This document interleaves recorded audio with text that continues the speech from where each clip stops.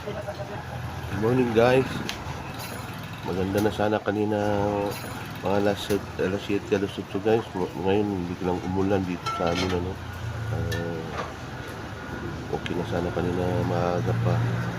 Pero ganun talaga kapartner natin na minsan may ulan ganun talagang like that's like so. So guys, ito nga busy naman dito sa karinderya na maraming nag-aalusan kasi nagpupila karamihan naming mga customer dito guys, mga tricycle driver, saka yung mga nagde-deliver na mga gaya ng mga food panda, may mga malapit na commercial establishment dito sa amin guys, mga empleyado dito. So guys, yun lang maraming salamat muli sa inyong pag-subscribe sa ating mga video.